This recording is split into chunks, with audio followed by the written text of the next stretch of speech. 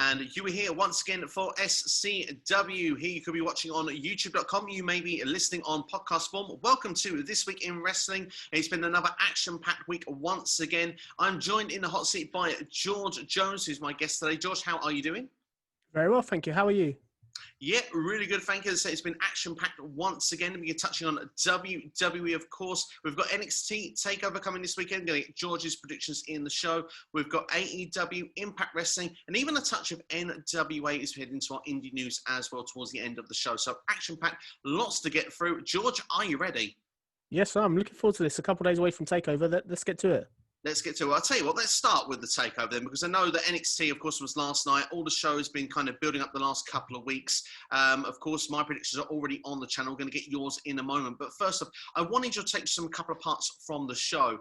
The main event segment in particular, I thought was quite interesting. We had the mixed tag team match with two matches that were going to be taking place at TakeOver. We had Damian Priest, the North American champion, with Io Shirai, the women's champion, taking on, of course, Mr. and Mrs. Gargano, Johnny Gargano, and Candice LeRae. Of course, the heels picked up the victory and were posing with the championship belts at the end of the show. I wondered if this was an omen of something we'd see on Sunday or if it was a dreaded curse.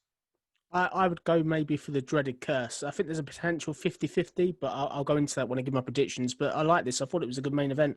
I thought all four wrestlers came across well. I really like the heel heat the Garganos are getting. I think that's really nice to see. And I'm looking forward to it. I felt this was a great match. And I think the finish was really clever as well. I think that's what they had to do, really.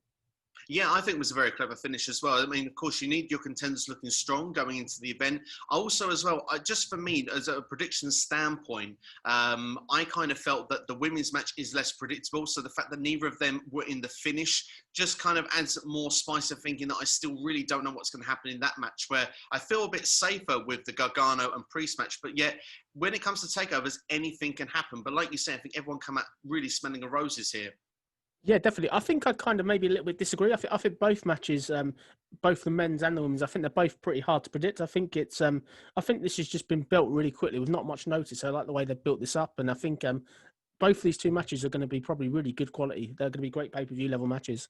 Absolutely. Well, I tell you, as we're going through some of this stuff, should we get your predictions at the same time? Because, I mean, the women, of course, they had a takeover match before in Toronto too, which I believe was last summer. And that was a fantastic match between the two of them. It was almost a show stealer in many people's opinions. Do you expect the same for this takeover with them too? Yeah, I think this is going to be a really solid match. I clearly think that Io Shirai, anything she's involved in at the moment, is electric. When I kind of look at this and I look at kind of a prediction, if I'm going to give you one, let's break it down into sort of segments. So Io Shirai, she's not been pinned in a singles match this year so far, and she's had some really good wins. She's beat Sasha Banks. She beat Rhea Ripley and Charlotte Flair. She's had this belt since NXT TakeOver in Your House. And obviously she won that in that triple threat against Rhea Ripley and Charlotte Flair. What I've noticed is that there's a trend. Io Shirai only tends to lose matches whenever she's in a tag team. So prime example, when she tagged up with Rhea Ripley, she lost to Dakota Kai and Raquel Diaz back at the end of August. And obviously this week on NXT, she lost because it was a tag match. But Io Shirai generally gets the win. When we're looking at an opponent here, Candice LeRae kind of has been okay. Her record's a bit suspect in parts. She does have wins this year, such as over Mia Yim, Casey Canzaro. And she caught her last kind of big win was, besides this week, was obviously on NXT Super Tuesday back at the start of September. And as you said, these two have had a previous match. They had a match back on July 14th.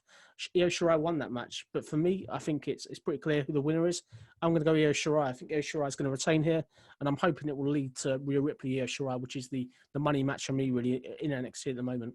Absolutely. That would be a solid match between those two ladies indeed. But what about the men then? What about Johnny Gargano and Damian Priest for a prediction?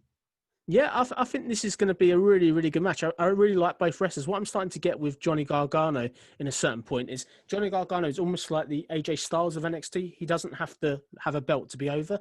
And I think it's great, really, the way they built this up. I think when I look at it, is Damian Priest. He's obviously only had this belt since August, where he won that 5-way ladder match, which was at the TakeOver. He's obviously had some very big wins recently. He's beat Austin Theory, Timothy Thatcher, and his only loss really since he's won the belt was this week kind of on NXT, which I thought was clever. And I think when we look at it, we kind of look at sort of what he's done with the belt. He's certainly brought a sense of sort of prestige to the belt as well. When we look at Gargano, Gargano has had some pretty big wins this year. He's beat Tommaso Ciampa. He's also beat Ridge Holland. and he's also beat Roderick Strong. So I think that when I look at it, sort of from going for Priest, really, I think when we look at Gargano, he's only really kind of had sort of the odd win here or there everywhere. He's not consistently winning. When you look at where he's been before, previously he's been challenging for kind of world titles and the NXT Championship. So he's kind of fallen down the card a bit, which I think he can afford to do because he's that talented. But my pick here, I think for me, I think we may get a new NXT North American champion here. I think Gargano could win here, so I'm going to go for Gargano. And I think this will probably maybe set up another rematch, really, somewhere down the line. Interesting. I like that prediction. I like the fact as well that your take with Gargano of not needing a championship as well to be so over and how talented he is amongst that roster. And it's very interesting indeed. I think that this is a sleeper match on the card because when I looked at NXT, they were promoting all the matches. They had this one separately, which was not with the bar of the rest of the matches that were building for this takeover. So you kind of feel it's almost like the sleeper match of the takeover, but I think it's one that could really stand out. We have to look about the NXT Championship, and I really enjoyed talking about the TV product we had this week with, of course, Finn Balor and Kyle O'Reilly with that sit down with Shawn Michaels. I love the idea of the respect that is between these two. It feels that with the news that's going around as well, that Kyle O'Reilly, along with Adam Cole, are expected to be two big baby faces going forward in NXT, which is going to be an interesting dynamic with the UE because, of course, Roderick Strong and Bobby Fish are expected to remain as heels.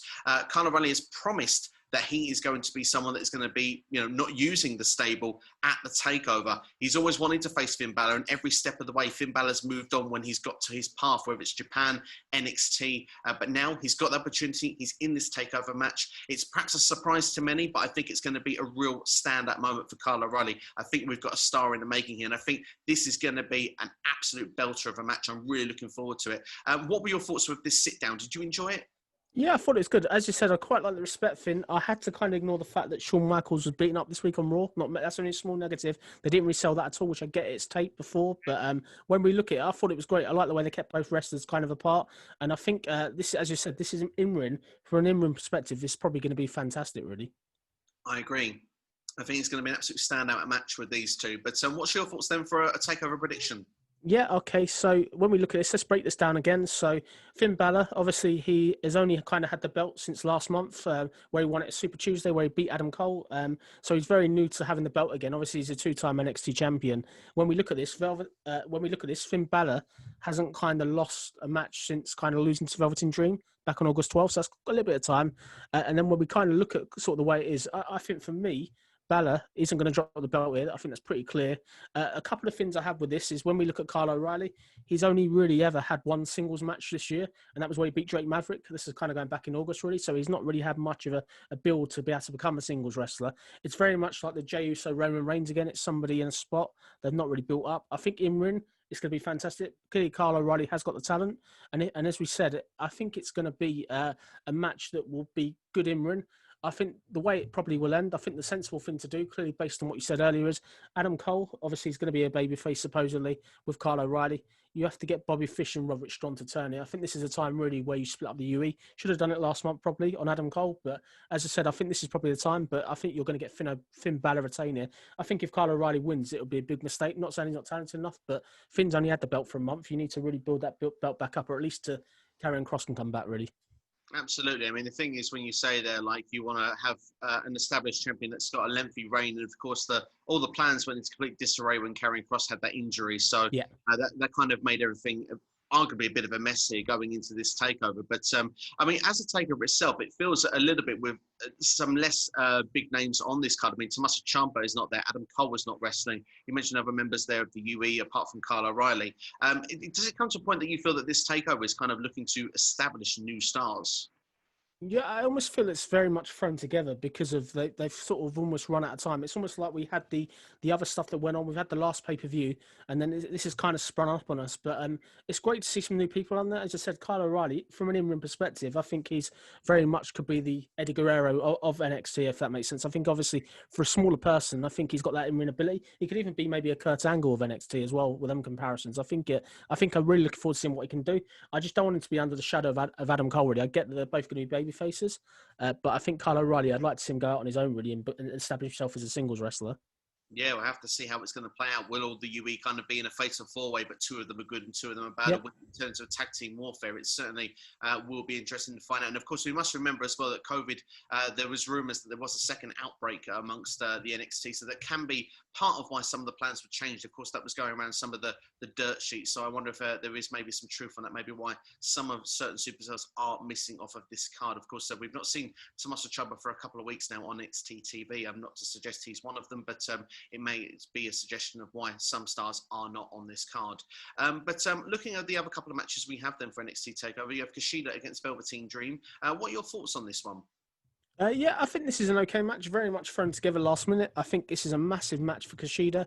Kushida's obviously been on a fairly decent run. He's beat Austin Theory recently, also beat sort of Tony Nese this past week as well. I think it's a very good spot for Kushida, but when we look at kind of his opponent, Velveteen Dream really hasn't been seen on television for a while in terms of in-ring. His last match was at Super Tuesday back at the start of September, where he beat Asante Adonis, which is not saying much.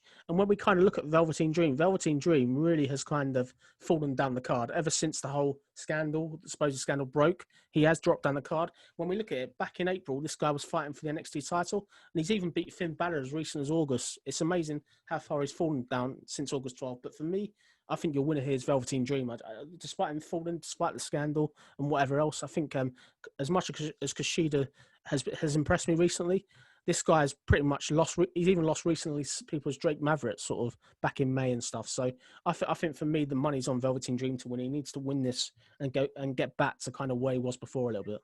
Absolutely. Well, of course, I mean, it's always innocent until proven guilty with the situation. Yeah. Nothing has come out of suggesting otherwise at this particular time, so we have to go on that side of things. And like you say, Velveteen Dream, he has been perhaps on a bit of a losing streak recently, so maybe there is an opportunity for him to get a big takeover win. But for Kushida, though, I mean, he's had kind of a bit of an unlucky spell currently in NXT. I mean, he went to go and have this with this video package, which I really enjoyed, by the way.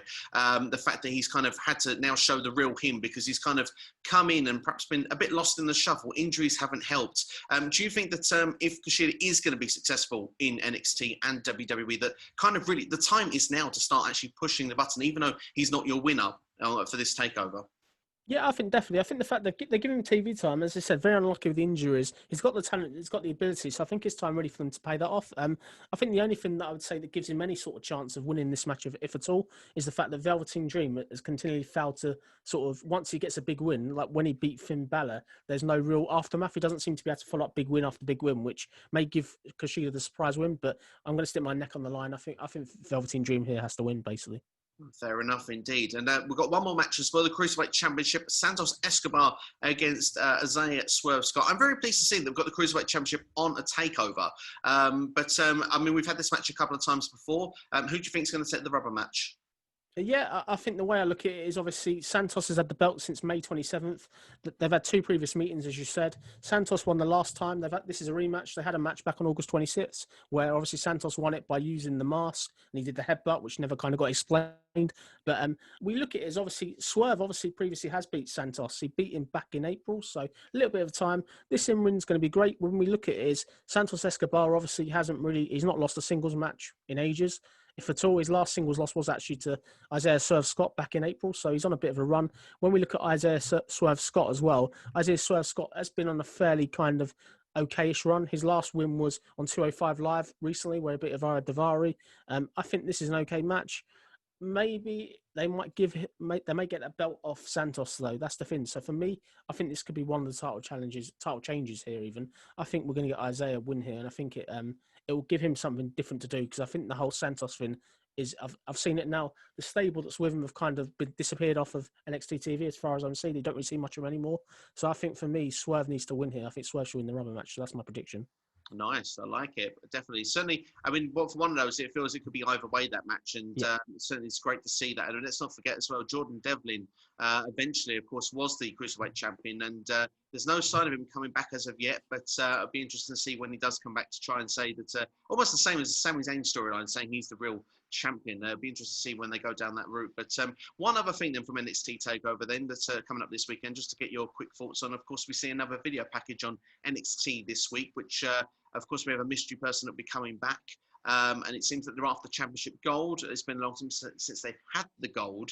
There has been some rumours going around from certain sources, which I will not name on here, but that Bo Dallas could be the name. But you've got a different prediction in mind, George, haven't you, for this? Yeah, I think for me, the one I'd like to see, the one that I think would make most sense, they're clearly building this up as you don't know who it is. You've got like a he, she type of voice on these promos with the goggles and whatever else. They're doing a really great job of a new gimmick.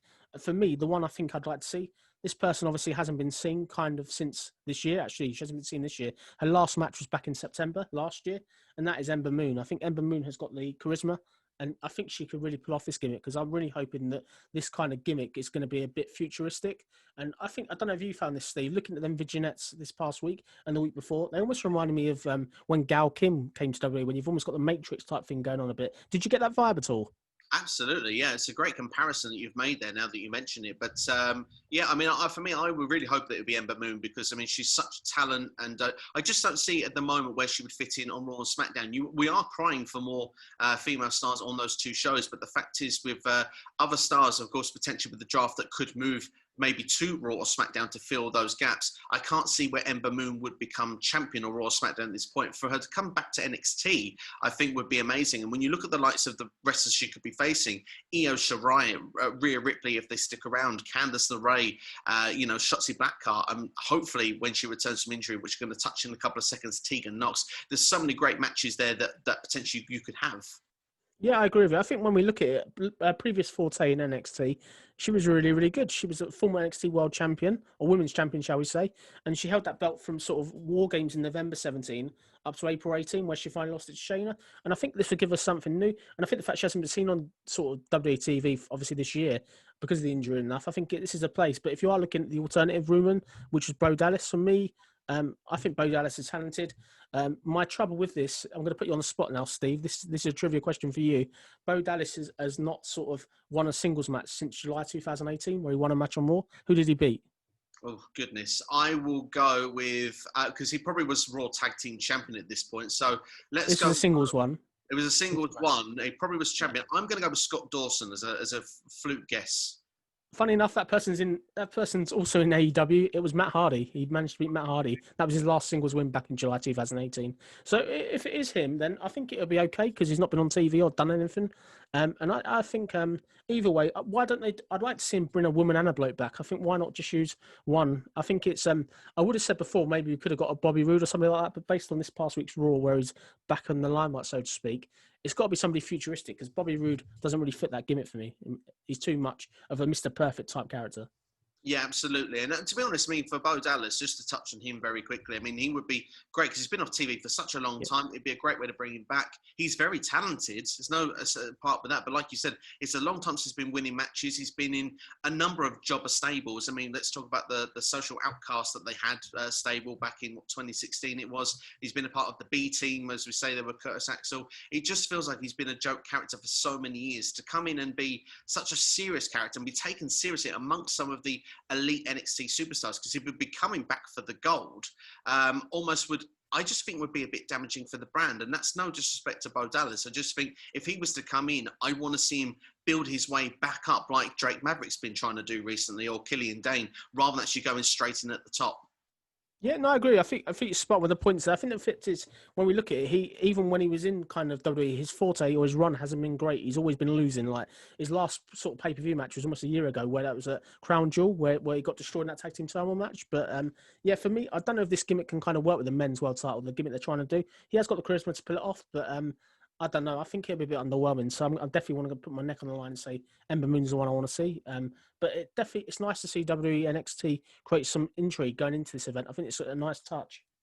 Absolutely. I think that it certainly is going to have a lot of question marks going in, even if perhaps maybe some of the matches people may feel that this is a thrown together card, very quick, last minute. Well, they've got something here that could be really exciting to pull people in and get people talking after the show is finished, not even including some of the matches there. So, no, I think it's going to be pretty cool. And NXT TakeOver, of course, is this Sunday. Of course, it's on the WWE Network. If you want to see my predictions, they are on the channel and available for you as of now. So go and check them out. After this video, of course, we've got plenty to get through here through the rest of this podcast, so make sure to stick around. But we'll start off then with Tegan Nox. It's been announced then, of course, that she's torn her ACL for a third time, which is really painful. It's going to be obviously a long-term injury. She's going to be out again. I think the worst part about this injury this time is that this wasn't even in ring. She was doing rehab and it just popped out again. And I think that that's what's the real telling part here, because you don't want to be known as injury prone, and this really isn't the good direction for it. We do really wish her a speedy recovery. George, what are your thoughts on this? Oh, how tragic. It's just really unfortunate. I think she's not had any luck. Whenever she gets some momentum going, she just gets a recurring injury. But I wish her the best, all the best. Hopefully she recovers soon. And I just hope this really doesn't have any more long-term damage on a future NXT WWE career, because she's very capable, very good in the ring. She just doesn't have the break, it seems, which is a shame to see someone of a fellow Brit, so to speak, struggling, really. Absolutely. I mean, she was due to win the Mae Young Classic, I believe, if rumours are true, a couple of years ago. And, of course, that didn't go her way, of course. And she's had two of those tears now. She was supposed to be in the first one, I believe, as well, and had to miss it because of that. And, yeah, just to think, like, you know, she's such a talented superstar, and she's got all the tools in there to be a champion and to really be someone that could be a face of the company. It feels that a lot of people were very high on Tegan Nox. And this is a real shame. And we just have to hope that all will be speedy in her recovery going forward. So we wish Tegan Nox all the best here from SCW.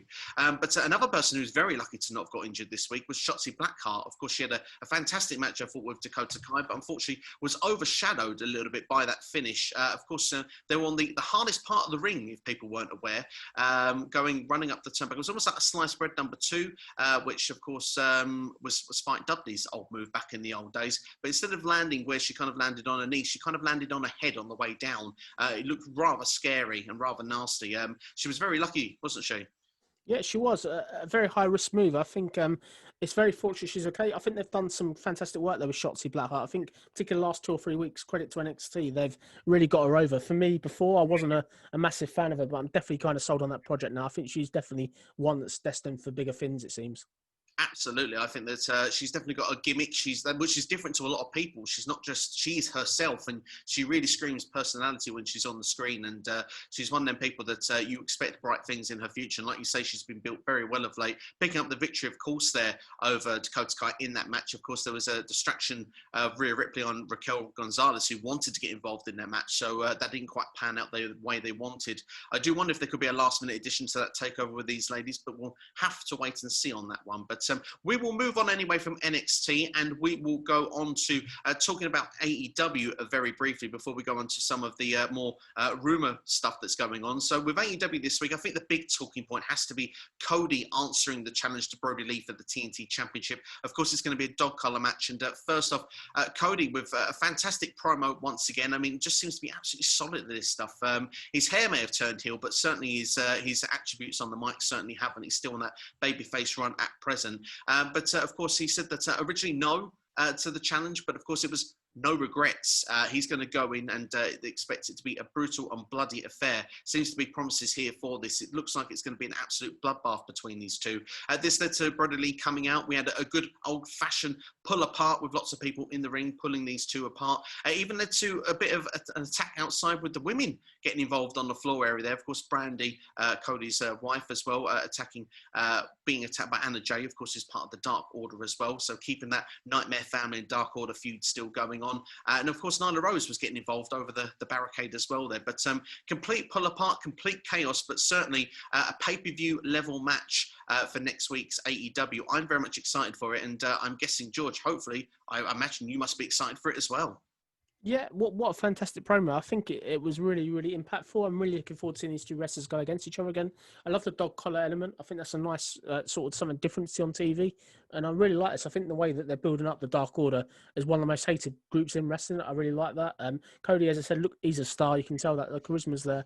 I really like the way they've got so many people on camera in this spot as well. I think they do a good job, AEW, of getting everybody on camera and everybody getting some time.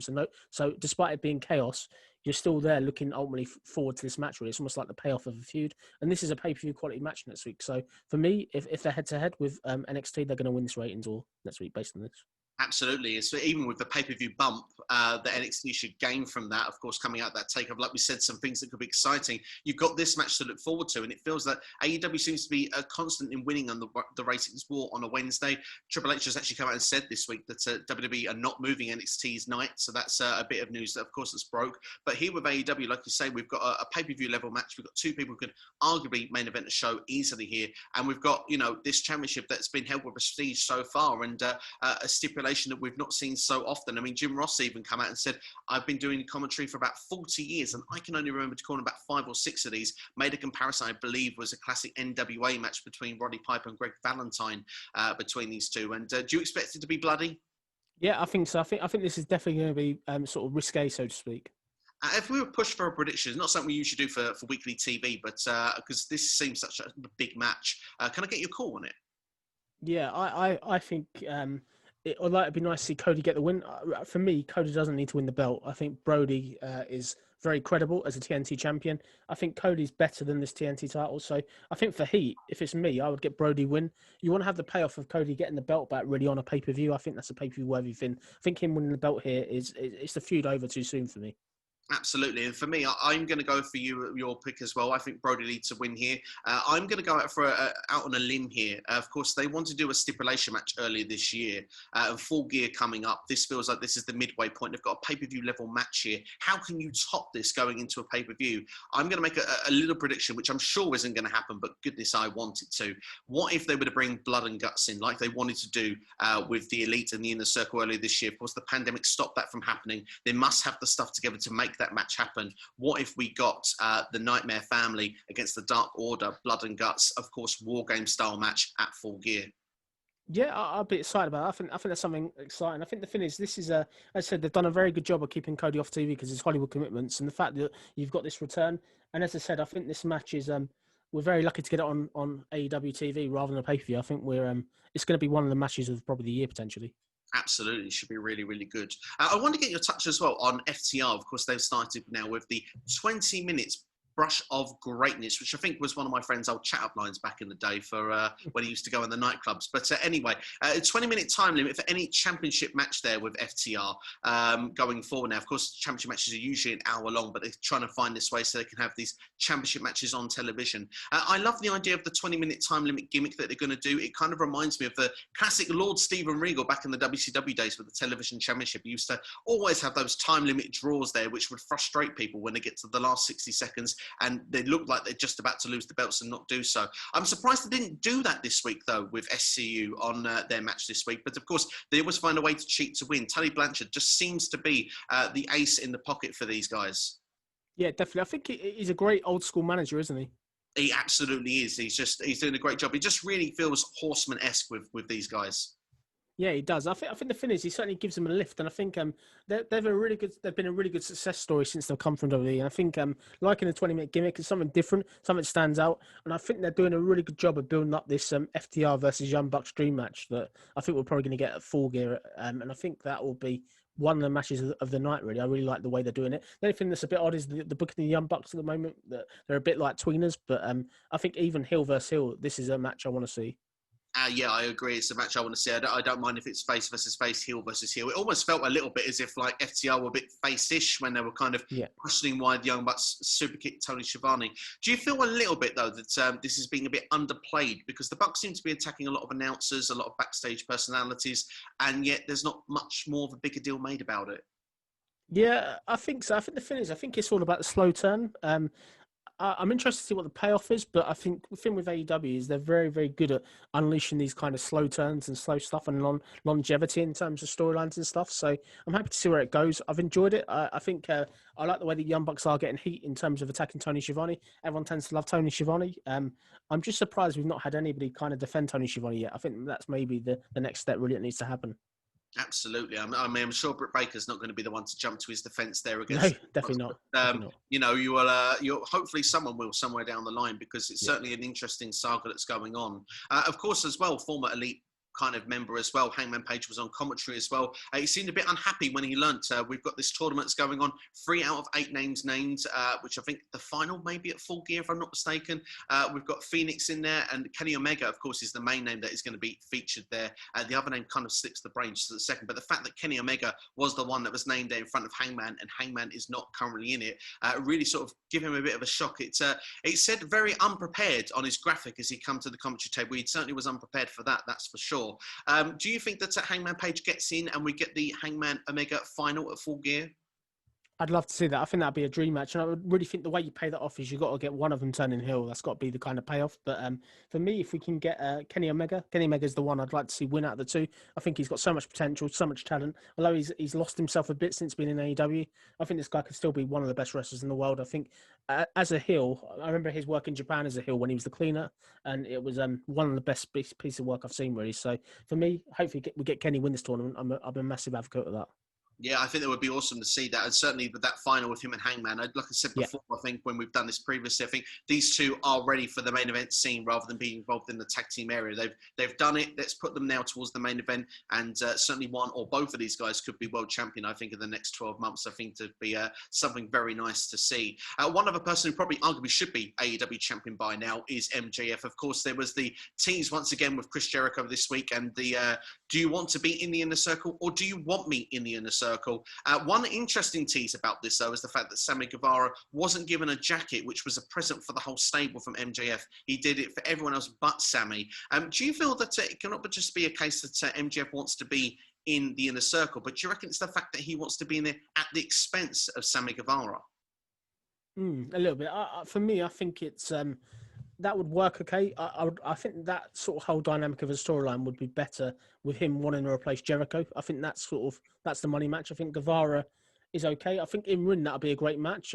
But for me, Guevara's level is facing people like Matt Hardy. He's not that level of MJF, and I think it's a waste of MJF if that was to happen.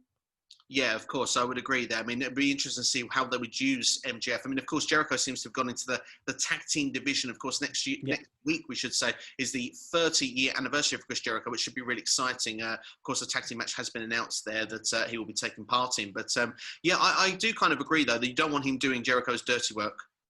No, definitely not. I think the thing with it is it's an interesting payoff. Like, obviously, 2 weeks ago, MJF's like, I need to get a stable, and they're still continuing on. I think that's clever. Credit to AEW in that respect. Absolutely, indeed there. One other touch of AEW news, and this one, of course, coming more from the dirt sheets, is that apparently Matt Cardona, his AEW deal expired all out. So from September 5th, he's not been with AEW, which will explain why he's not been on TV. The question is do we see him back in the future? And was this actually a lackluster, visit from Matt Cardona? I don't think he did much. A big shock that with a deal, but what a short contract. That's the first thing. A very short contract. B, I'm surprised that it's come to an end, as I said, and then I think with the third point of it as well, I think ultimately, I'm disappointed for him really because I liked his work. I think he didn't have a great run in AEW. It was almost a cup of tea, and I hope he gets signed again because I wouldn't want to see him back in WWE because I think in WWE he was never treated right. So it's a shame for him really. Hopefully he's brought back, but why would you bring somebody in on a 3-month contract? That just seems crazy to me. Oh, especially with not many appearances either. It was certainly not much going on there. And, I think a joke was made that he only had a couple of T-shirts as well. But, we'll have to wait and see what's going to go on with Matt Cardona going forward. But, I mean, it'd be interesting to see where his next step would be. I mean, the fact that Brian Myers, of course, is in Impact Wrestling, would you see that there could be a call and a connection there with those two? Yeah, potentially. The problem is, obviously, Impact Wrestling have got a fantastic roster of WWE wrestlers, including Gallows and Anderson, Brian Myers, as you said, and other people, and Heath on and off, if that makes sense. I think they can't afford to keep hiring all the wrestlers. I think Matt Cardona is probably one of the more expensive wrestlers that was available, I would guess, I'm presuming. Obviously, that's just a presumption, but as long as he ends up with somewhere, I'm just very surprised. For me, I thought he would have gone maybe Impact Wrestling at the start, but now he's been on sort of AEW, that sort of buzz from WWE is kind of worn out a bit. Yeah, we'll have to see what's going to go on there because, like you say, I just feel like that this is a kind of almost a redemption story as well for the former Zack Ryder and Matt Cardona, and I just feel like the performances were okay, but I just feel that they weren't as stand out as perhaps maybe I think he or perhaps the rest of us wanted them to be. So we'll have to wait and see what's going to go in the future for Matt Cardona, and of course we want to see him in a wrestling ring wherever it is, and of course that hopefully is sooner rather than later. We mentioned it about wrestling, so let's touch on them, of course, course, very briefly, of course, that you've seen a rumour potentially in the UK that there could be a change of home. So TakeOver pictures sort of the moment, but it's a rumour going around that they could be moving home on UK TV. Where could they be going to? Apparently, they're going to be going to Free Sport, and this is going to start as of this coming Wednesday. They're in a far better slot than what they were previously on the Channel 5 Star, and they're going to be on between 10 and 12, so 10 p.m. to 12 a.m., which is really good for Impact Wrestling. They'll be back on kind of national TV at a reasonable time slot for people to follow. So hopefully it's true. It is a positive if it is true. Yeah, let's hope. I mean, we want to see them at a good time slot in the UK, and of course, I believe before they were sort of in the middle of the night, wasn't they? Yeah, they're almost like the WCW hours back on ITV in the old days of the 90s, where you'd have to set a tape recorder or your set-top box to kind of record them. So they were on previously like 1:30 at night, 2 a.m. And I think with all the best will of the world, trying to stop to that time of night at my age is probably not going to happen. No. Sometimes can manage it on the weekends as well, but of course, if it's in the weekday, it's a little bit of a tougher ask, isn't it? So yeah, it's probably going to be better all round for them if they can get this time slot instead. That would be pretty cool. Another match has been announced about Bound for Glory. The Tag Team Championship this week has been confirmed. It's going to be a 4-way, 4 teams, which really seems exciting for me. Definitely, I think you will like the sound of this as well. Motor City Machine Guns going to be taking on the Good Brothers, Cole Anderson, and of course Doc Gallows. We've got Ace Austin and Madman Fulton, and of course we've got the North in there as well. This sounds like a tasty 4-way. It does sound. It sounds like a quality 4-way. I've got no idea who's going to win. I think that's a great thing about that tag team division. It's so stacked, and for an independent promotion, credit to Impact Wrestling, they've gone out and got some fantastic work. Who's your prediction, Steve? I know you watch it religiously. Well, the thing is, at the moment, it still feels a bit early to tell. But what I will tell you is, at this point, I have made a predictions video for Victory Road, which is on the channel now for you as well to go and check out. And I have made a prediction for that fatal 4-way because 4 superstars can be facing each other to build us up to that match. We've got Ace Austin, Josh Alexander, we've got Alex Shelley, and as well as that, we've got Carl Anderson. I've gone for Ace Austin to win that match there because I think he's the single star that amongst these people that are used to doing tag team work. Going into the pay-per-view, I would say now I'm going to put it down to one of 2 teams at the moment. I think we've got the Motor City Machine Guns or the Good Brothers potentially at this moment. But I would definitely like to see a bit more story play out before I make a full-on prediction. But rest assured, Bound for Glory predictions will be coming up closer to the event. Of course, we've got 2 more great matches already announced for the show. Of course, we've got Deonna Purrazzo taking on Kylie Ray, which will be the Knockouts Championship. And Eric Young, if he successfully, of course, the champions are both defending this week at a Victory Road. Eric Young will be taking on Rich Swann as well. Ken Shamrock attacked Eddie Edwards this week as well. Ken Shamrock is obviously got a big Bound for Glory looks ahead of him. Potentially could be a match with Eddie Edwards, but of course he'll be in the Hall of Fame as well. Looks to be inducted by The Rock, Dwayne The Rock Johnson. Who would have thought that?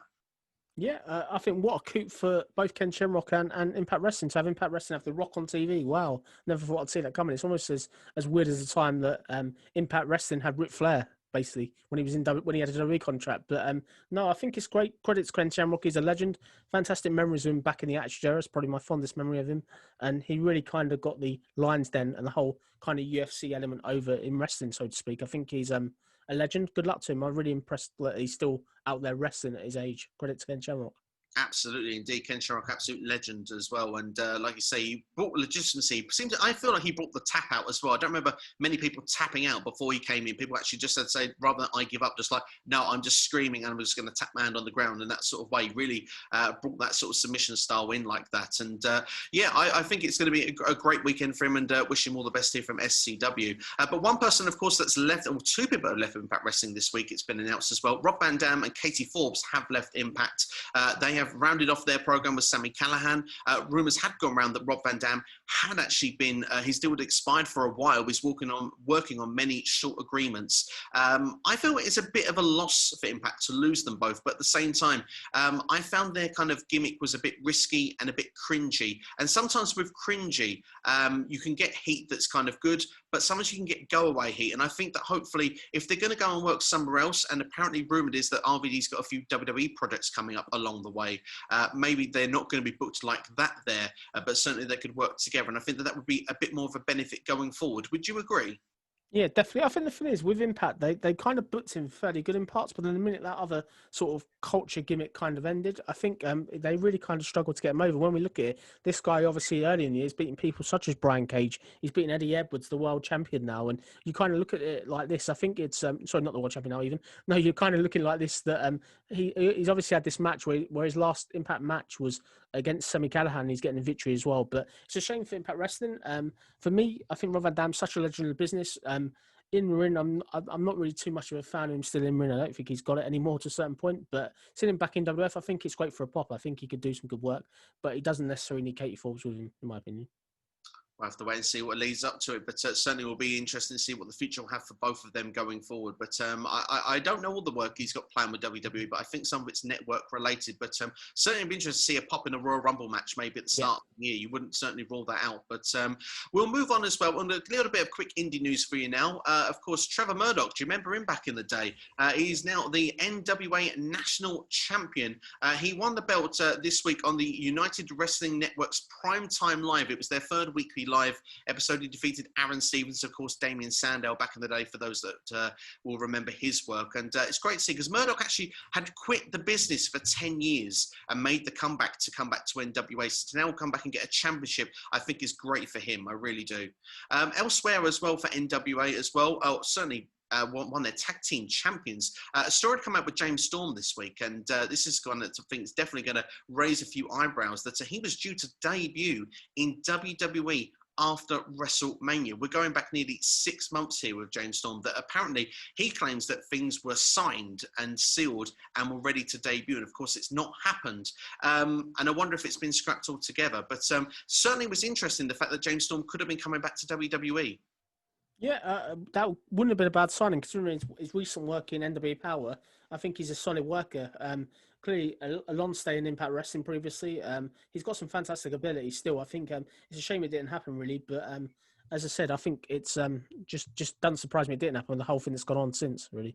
Well, of course, I mean, so many people have been let go as well, so I'm guessing WWE didn't want to bring new people in at that stage there, so you can understand of what that's happened there. And it would have been interesting to see whether they would have fit him in, whether he'd have come straight to Raw and SmackDown, or if he would have actually been working in and amongst NXT. Would have been interesting to see. But of course, would have been another big hole for NWA. Seem to be losing a lot of their talented members on their roster, seem to be going to whether it's WWE, AEW, or even to Impact Wrestling. Of course, we've seen with the likes of Tasha Steelz as well. So there's been quite a few that have done so. But we will move on to WWE now, and I think the top story that seems to have come out of WWE the last couple of days, of course, WrestleVotes. They're trustworthy, aren't they? You can get a source from WrestleVotes, and you've got an idea that it's probably going to happen. The main event for Hell in a Cell seems to have been leaked by them anyway, and of course, it's been one of those long-term rivalries that could be finishing that night in the Hell in a Cell. Of course, we're talking about the SmackDown Women's Championship, Bayley versus Sasha Banks. Now, these two have had a great long-term rivalry. It would be great to see them have the main event of the pay-per-view. Would you agree? Yeah, they deserve it. I think this is one of the best storylines in wrestling at the moment. The feud has been fantastic. It's got WrestleMania levels of quality, and the fact they're going to settle in Hell in a Cell, what a match to settle it in. So I think if this is a main event, I'd be a massive fan of that. This feels much more of a main event than the recent kind of main events we've had on WWE. Yeah, I would agree. I think that these two have, because they've just done such a great, solid job of building this up. It's been such a slow burn. And this just would go to show, like, you know, how a reward can come from doing this long-term storytelling, because fans are invested and want it. WWE are throwing it to us with us going, yes, please. It just shows that this is the way that it should be booking things going forward. Speaking, though, of perhaps booking that's not organised, the WWE Draft has been confirmed, and that is going to be happening next week. We've got it on October the 9th, next Friday, and then we've got it the following Monday on Raw, which is the 2 evenings. But apparently, according to some sources, WWE haven't put much thought into it yet of what they're actually going to do. Of course, this is a little bit of a worry, since we have a draft that's going to shape up your storytelling and booking probably for the next 12 months. Yeah, that doesn't surprise me. Everything at the moment is very much last minute, unfortunately. But yeah, I think the only thing you can probably guarantee, if I was going to put my money on anything, I don't know how this would kind of work, but I can see somehow or another them trying to get Roman Reigns on both shows in some capacity. I know he's the champion on SmackDown. He's obviously the Universal Champion, but I really get that feeling that WWE really want to kind of push Reigns again now he's a heel. I think maybe they won't do that, but I think for me, Raw is the one that needs to work on the draft, really. I think it's crying out for some more established heels, basically, on that side. It feels at the moment, if you agree with me on this. I don't know if you do or don't at this point, but it feels that SmackDown have like the almost overstocked roster where people are taking a week off here and there, and it gets to Raw and it feels that they're kind of bare thin. It feels that, I mean, we've already seen a couple of superstars move to Raw before the draft, which makes me wonder, does that undervalue the draft a little bit? Drew Gulak and Dana Brooke both making in-ring appearances this week. Yeah, I think the trouble is when you've got people turning up, like I just mentioned it briefly, like Raw Underground, where people just turn up at any time, like Braun coming across with no kind of payoff or anything like that. I think it really devalues it. And I think the fact we're going into this draft now, if it's people in a TV room like a robot celebrating because they've got so-and-so, what's happened to the gritty days of having people like GMs fighting for talent? You know what I mean? I think that's the thing. But I'm excited about the draft. It'll be something new. I'm interested to see what they do. And I think it's going to be sort of a real good chance really for WWE to really think about the direction they want to be going in as we go towards kind of Royal Rumble, WrestleMania, probably in about sort of a few months' time, really.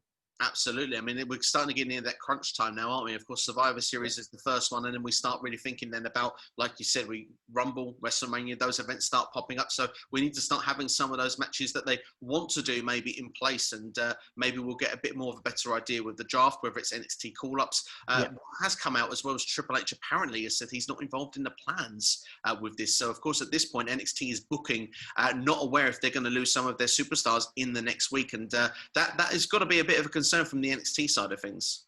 Yeah, definitely. I think that's the trouble. I think the problem is that, like, for me, NXT, since it's been on the United States network, it's kind of lost a bit of its magic. It had its own route. You knew where the storylines were going to a certain point, and they were so well thought of. But the way they've rushed people across and backfilled people such as Retribution and other sort of angles like Raw Underground with Dabba-Kato and stuff like that, and the fact that I think the trouble with it is it's a shame, really, because all companies like WWE and NXT, although they're the same company, they should be working together to really build up a product. And I think if NXT was run right in terms of if the onus on WWE was to get the people over, it'd be a great way to exchange talent. Because we look at the amount of people that have gone from NXT to WWE now, and they're just doing nothing really. You got people like kind of Aleister Black, you got people like Bobby Roode. They were on periphery doing nothing for months, and same with Andrade. People like that, they've never really kind of ever recovered the momentum they had when they first came over, which is a real shame. And it really worries me for people such as maybe Karrion Kross that are going to come across eventually, and people like we're probably going to get people like Chelsea Green across soon. It's just what chance they'll have with the gimmick they're given. It's very true with some of the points you make there. And funny enough, you mentioned Chelsea Green. There is a rumour going around this week that she may finally debut on Raw or SmackDown via this draft. So she could be one of the people that could be announced as coming through from NXT. So that will be interesting to see. But some great points you make there. And I mean, the thing is as well, if NXT, let's say they were robbed of some of their best stars. Let's say the Undisputed Era, Tommaso Ciampa, Johnny Gargano, Rhea Ripley, Io Shirai, all of those are taken at that point. NXT is a big hole. Do you think that some of those stars that perhaps are a bit lost on Raw SmackDown should be put down there instead? Should NXT be part of this draft?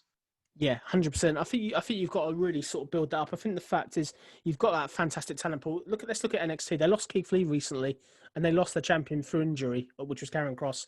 And the fact they've had to sort of come up with Kyle O'Reilly with little or no build, it's just where it is really. I think they've got a great potential to do something good, but I think the problem with WWE is they've got such a big roster and they've got very limited spots to what they can do. So I'd be a fan of people going back and forth. I think you really need William Regal should be trying to bid for some of these talent really. And it should be looked as a demotion. It should be looked as people that are not even being used, because you could have people such as Bo Dallas and Ember Moon, as we said earlier. I think they'd be great on NXT TV when instead of just doing nothing really, which is a real waste of their contract, their value and their overness really, and probably their talents as well, more importantly.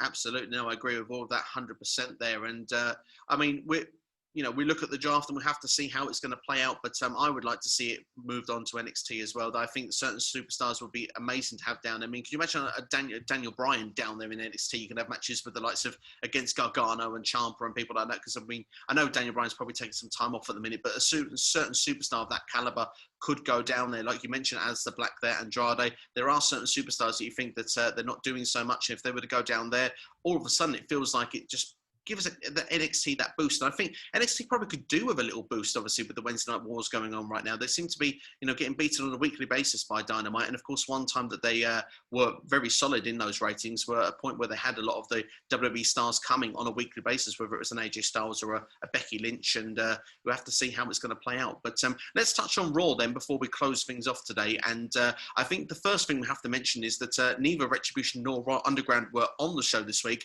I was jumping for joy and celebration, but I wondered what your thoughts were on this.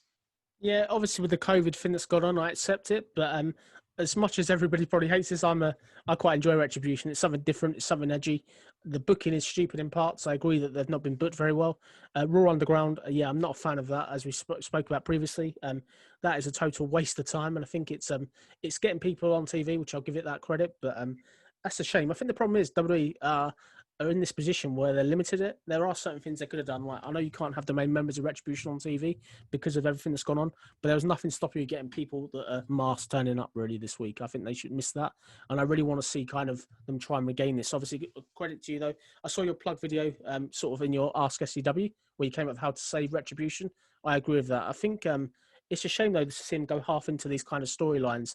And then, as I said, COVID we accept, but there's always ways around doing stuff, if that makes sense. Absolutely. I should just stress, by the way, I was jumping for joy that it wasn't on Raw, not for COVID. No. I should just really stress that point out. No, it's just thought of get my bit over there with that. But I think you're spot on with a lot of things you say there. There are ways that you can still keep them involved. And like you say, perhaps those understudies, there's no reason why you couldn't have Bo Dallas, who's in the backstage doing nothing, dressed up in that for 1 week just to try and keep things going on. We kind of had that kind of lighting there. But I will say one thing, because I know you said that you were enjoying Retribution. And of course, why shouldn't you? There's something that WWE is trying to put out there for us to enjoy. Why shouldn't we, as a fan base, enjoy what's been put in front of us? But the fact is that they have had such a negative response by a lot of people. Is there a part where you may think that maybe we look now, they're not going to be on for Raw next week either. They need to find a way to try and keep this alive, if you want, while they're away. But they'll probably come back on the October 12th show.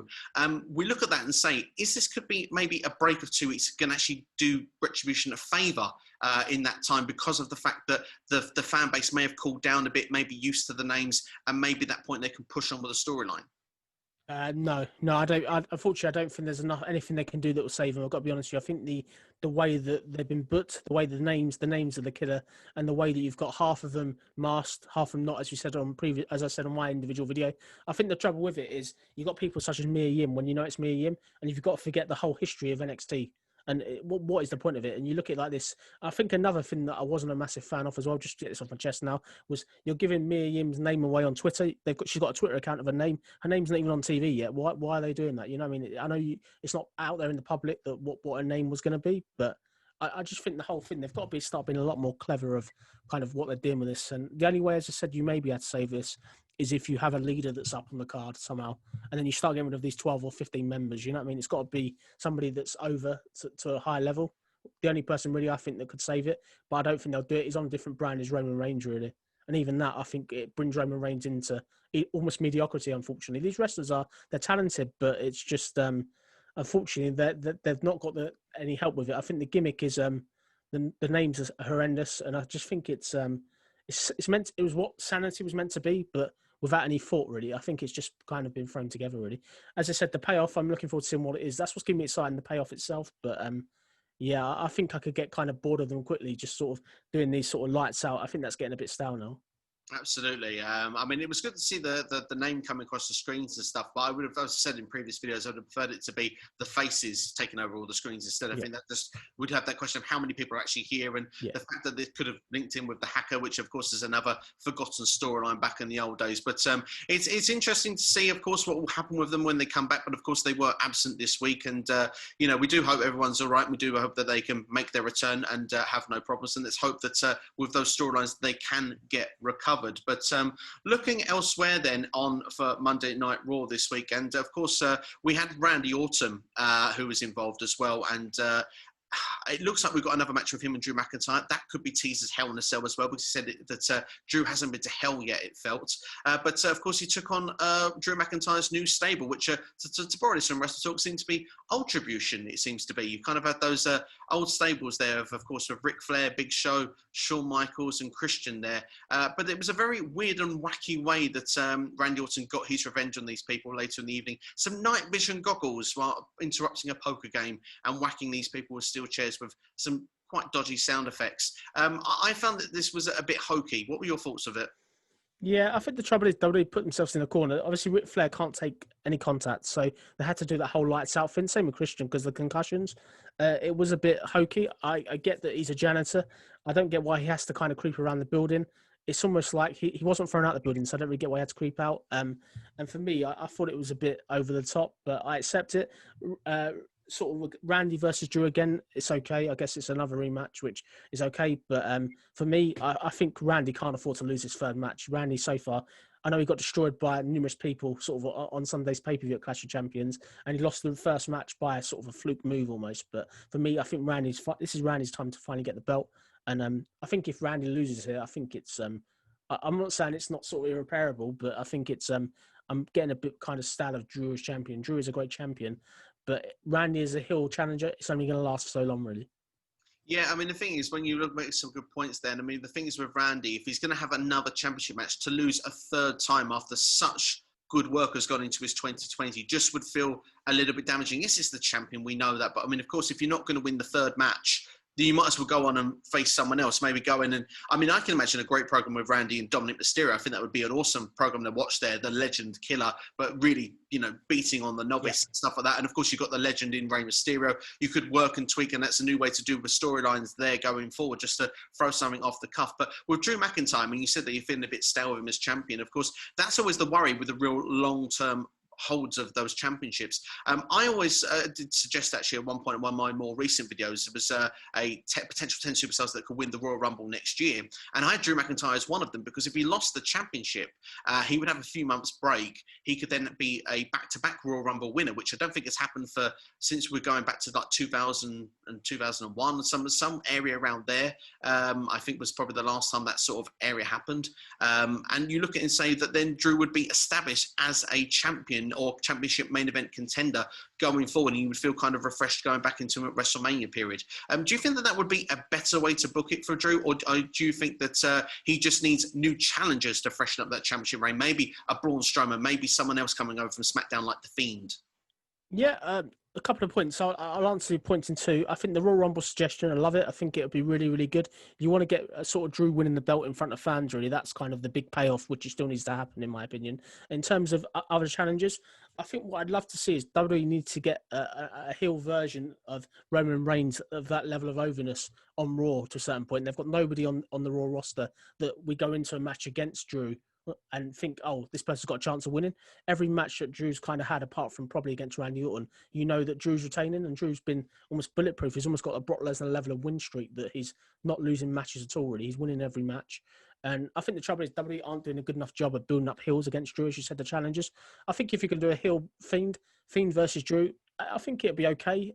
But for me, I just think it's not really going to be enough, really. That's the trouble. I think what they need to kind of do is obviously get the belt kind of, in my opinion, get the belt off Drew, give it to Randy, give Randy a run. And then obviously the money match down the line is probably Edge when he comes back. Edge and Randy can still do another match, I think, that would be a world title worthy. And you could also do obviously Randy Orton versus Keith Lee as well. I think that could be a couple of pay-per-views as well. But for me, I think Drew's done a great job with the belt. He's certainly defended it, but as I said, I think it's not his fault, the challenges. I just think it would be nice to have somebody going into it where you're generally thinking, oh, he's got a chance of losing this week. Yeah, I understand what you mean there. I mean, he's been booked as a good, strong champion. I like a good, strong champion, as I know you do as well there. But there has to be sometimes when you go into these events thinking, oh, there's a chance that he might lose this, rather than thinking he will win. Now, I must admit, with Randy Orton, I've got it wrong 2 months in a row. But with other ones, I've kind of felt that a lot of time, like you say, they're taking the likes of like an Andrade, a Garza, a Theory, or whoever he's been facing on Raw. You haven't felt there's ever been even this week with the return of the glorious Bobby Roode, who we need to mention, of course, on here. There was no chance that Drew was ever losing that. But Bobby Roode coming back in, he come in a WWE Championship match. Of course, you can't come in a bigger spot. But does he go back to mid-card mediocrity now? Yeah, I think you've hit the nail on the hammer there. I think that's it. I get that it's great he come back. You're putting him in at the top, but this was almost like just a throwaway, really. This is a match that you're bringing back. In ring, though, it was fantastic.